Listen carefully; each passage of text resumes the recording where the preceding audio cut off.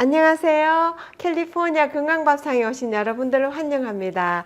오늘은 얼큰한 수제비를 해볼 텐데요. 시작하기 전에 저희 집 가을 텃밭에 좀 나가볼까 해요. 지난밤에 이곳 캘리포니아에 귀한 단비가 내렸는데요. 텃밭에 뿌려놓은 씨앗들이 새순이 벌써 올라오기 시작하네요.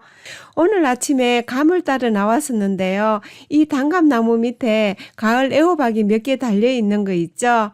오늘 날씨가 좀 쌀쌀했어요. 그래서 이 애호박을 보는 순간에 제가 어렸을 때 서리가 내리기 전에 너저막이 담장에 열린 애호박으로 저희 어머니께서 칼국수를 해주셨던 기억이 나더라고요. 그래서 따끈따끈한 수제비 생각이 나서 하게 되었어요. 여러분들 이 단감나무 어때요?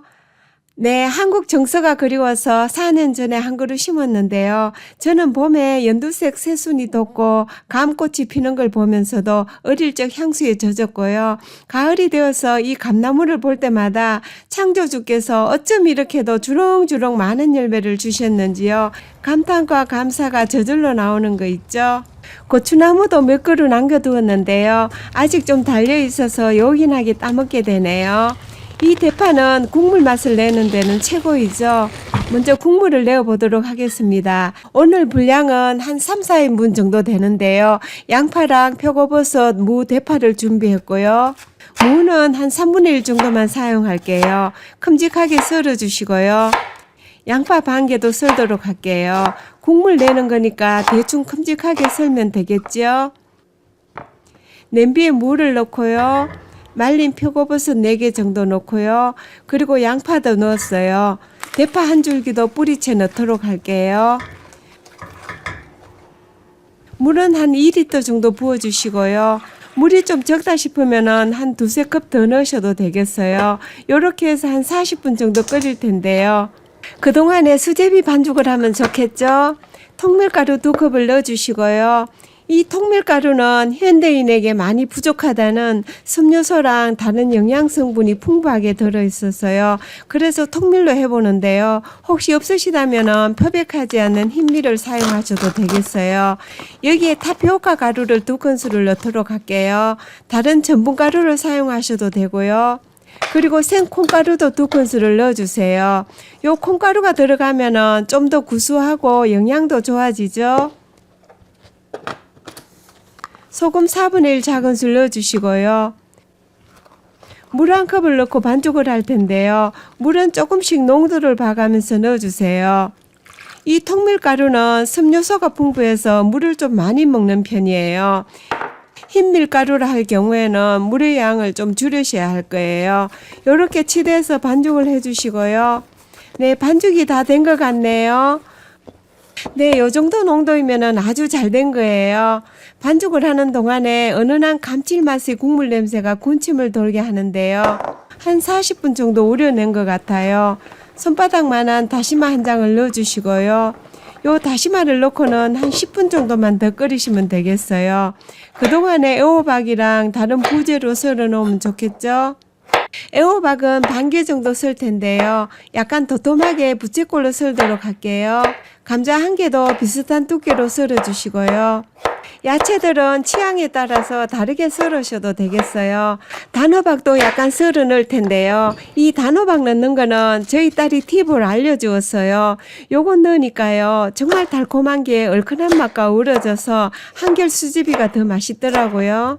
여러분들께서도 단호박 한번 넣고 해보세요. 만족하실 거예요. 대파는 흰 부분만 내서 어슷썰기 할 텐데요. 이렇게 썰어 주시고요. 풋고추도 어슷썰기 해주시고요. 이 풋고추는 없으면 생략하셔도 되겠어요.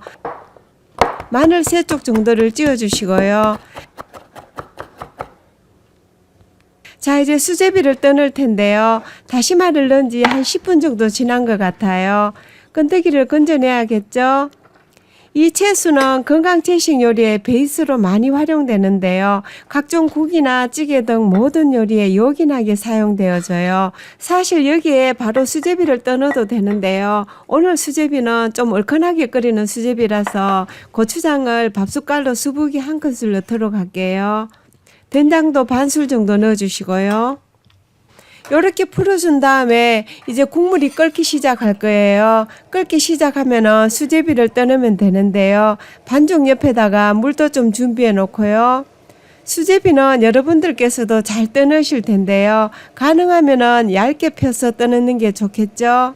요렇게 손에 물을 약간씩 묻혀가면서 떠넣으면은 손에 덜 붓고 또 얇게 할 수가 있어요. 주로 수제비는 하얗게 끓이는데요. 가끔씩 얼큰한 게 먹고 싶을 때 약간의 고추장을 넣고 이런 식으로 한번 끓여보세요. 좀 더 색다른 맛의 얼큰한 수제비 맛을 즐길 수 있을 거예요. 요렇게 다 떠넣었으면은 감자와 단호박을 먼저 넣어주시고요. 뚜껑을 닫고 감자와 호박이 익을 동안만 잠깐만 끓이도록 할게요. 네, 어느 정도 익은 것 같아요. 그러면 이제 애호박이랑 파 등 다른 재료들 다 넣고요. 애호박이랑 파는 금방 익으니까요. 요렇게 해서 한 소끔만 더 끓여주면 되겠어요. 간을 한번 보도록 할게요.